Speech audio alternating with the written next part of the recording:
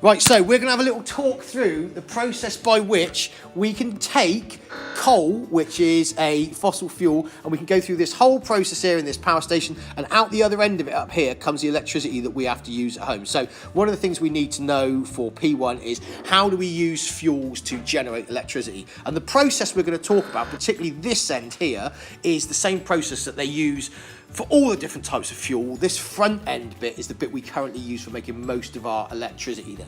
So first of all then, the fuel we are going to use is, I've used black pen, it's going to be pink, we said, didn't we? The fuel that we use to make a vast majority of our electricity is coal. Coal's an example of what? A fossil fuel. Han, where does that mean the fossil fuel came from? What is it? How did it get there? Like, from the ground, like ages ago, when like dinosaurs and like... In the dinosaur times, yeah. Just like buried. Yeah, trees died, they fell down, they got covered up, the right environmental conditions, the pressure and the temperature and stuff, turned those trees, it fossilised them, replaced the living stuff with minerals and whatnot, and we get the coal there. So all of this coal that we're getting over here, arriving in these big piles, you go to a power station, you'll see these massive mountains of coal outside, that's arriving by train. If you go, there's all train tracks there, and there's hundreds of trains arriving all the time, dumping off all this coal, and it goes down this little conveyor belt once they've done it, into a little grinder, and they grind up the coal, not just like a lump of coal you'd put on the fire. Yeah, good grinding motion, right? They grind it all up, and then they blow the coal powder through this pipe into this big furnace. Why do you reckon that they grind up that coal then? Why? It is easier to burn. Good. Why is it easier to burn though? Yeah, you're exactly right. You're exactly right. It's to do with the surface area. You've got a higher surface area to volume ratio. So making it smaller means it's much easier to burn. So we can get that into this thing here. It's going to burn really well. We can see that that's burning, getting really, really, really hot in there. So we've already done one type of energy transfer in this whole process. What type of energy is there in the coal to start with? What type of form, we talk about 9 types of energy. What type is locked up in coal? India? What is it? What would it be? Would it be light energy? Does coal glow in the dark? Yeah. No, it doesn't glow in the dark. No, it doesn't glow. We'll edit that bit out. It doesn't glow in the dark. Is it gravitational potential energy because coal's really high above the surface of the earth? No. Is it kinetic energy because coal's really fast moving? No. If I throw it, yeah, but I'm not throwing it, it's just in the pile. So what type of energy is it? I'll say it.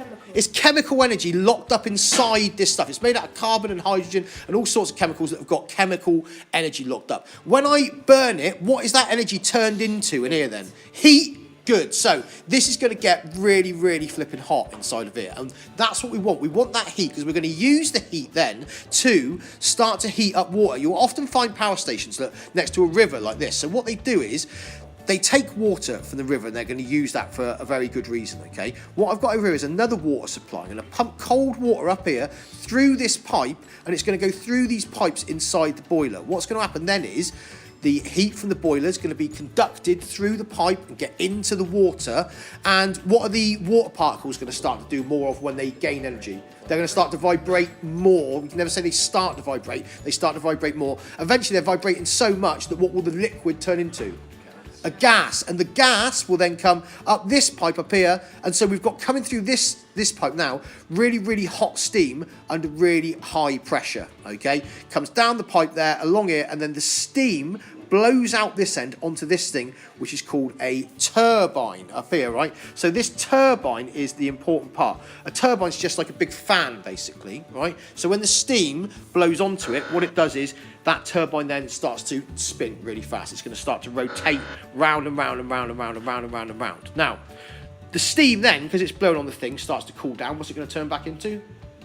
It's going to turn back into a liquid a little bit, but also what we've done is, because we're next to this river, we're bringing this cold water in up through here, and this is condensing water. That's the important part here. This water, that's a really fat line. I don't like that line very much. What do you say then?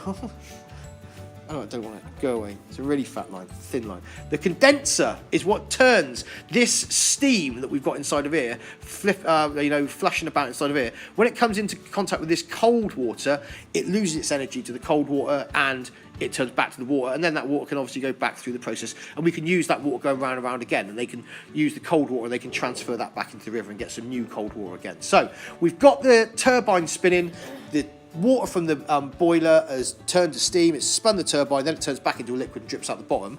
This turbine is now spinning around and around, and it's connected to this bit here, which is called the generator. Now, a generator is like a big coil of wire inside a magnetic field, and because of other physics, when you spin that coil around inside the magnetic field, it generates electricity. The electricity then comes down these wires up here to this thing called a transformer, which increases the voltage of that electricity, and then we send it off down the national grid, which is those pylons and the wires you see in the countryside, the train and stuff, to your house, and you can use that there, okay? So that's the process. We got the coal over here. We burn the coal inside this thing over here, which is the boiler or the furnace. Gets really hot. We use the heat from that to change that into steam, which travels up this pipe, comes down here onto that turbine there, spins the turbine. Turbine's connected to the generator. Generator spins round and round and round, makes the electricity. That's all. That's good, isn't it? So why is it that this whole process is an absolute disaster and we need to stop doing it? It's non-renewable. So in a minute, this massive pile of coal that we seem to have over here is going to start getting eaten away and eaten away and eaten away. And there's less and less places that you can find coal in the world, okay? Now, that means that if you want to find it and dig it up, it's getting more and more expensive to do it, which means electricity prices will go up. Why else, though, is it an absolute disaster that we're doing this? And it's not to do with the fact that the coal's running out. It's to do with what is now coming up here and coming out of that chimney. So it's pollution. Go on. Exactly, we've got carbon dioxide or CO2 coming out that chimney. Why, Cody, is that a problem? So what? Who cares? You can't see it, can't smell it, who cares? It does, it's a polluting gas. What else sort of gas do they somehow refer to carbon dioxide as? Say again? It's a greenhouse gas. So it is a greenhouse, it's not going to fit. It's a greenhouse gas, right? So what I've got up here is a big cloud of invisible greenhouse gas up in the sky now. What problem is that going to cause then, Meg? Brilliant, it's going to contribute to global warming, because what's going to happen is energy from the sun, radiation from the sun is going to come down and warm up the Earth. The Earth is then used, normally, it would then give out if there was too much heat, it would just get back out into space and the planet would stay the right temperature. But what happens is basically this heat goes up and gets trapped by that carbon dioxide. It's a bit like if you, not that you would, but if you're in bed and you do a big fart in bed, you can put the duvet over and you can capture it and keep it in bed.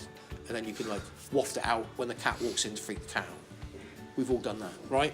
But what this is doing is, this carbon dioxide is catching that heat and it's not going into space, which is raising the temperature of the planet. Wouldn't that be nice though if it's cold today? Wouldn't it be nice if it's a bit warmer outside? Yeah. Why not? Why isn't everyone not really up for it and making everything a bit warmer? The polar ice caps to start with are going to melt. So what? I don't live at the North Pole. Oh, flood levels will rise. Water levels in the sea therefore will rise because water's going into the sea, and Exeter's not many metres above sea. If you go down the quay, that's going to be underwater if sea levels rise very much. Okay, so you might think that's all right. We'll all go and live, at the top of the hill. That's fine. But in some places throughout the world, places in Asia like China and the Ganges River Basin, and in places in India, that's barely above sea level. So if that floods, all those people that live there, which is like millions and millions of people, have got to go and live somewhere else. So you get massive displacement of people. If it gets a bit warmer in this country, the crops we grow in this country won't grow anymore. They'll all die. So what are we going to eat? Animals.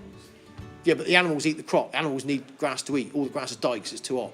So that's a problem. And also in countries where they grow things in hot weather, now it's even hotter. So that stuff don't grow. So all food, we can't produce food anymore, okay? So global warming's a massive problem. And if all the ice melts, polar bears cry because they've got nowhere to live.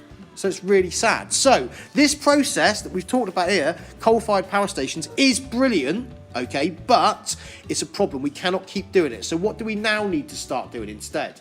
Using not non-renewable, but renewable. So that's what we're going to have a little talk about now, is non-renewables.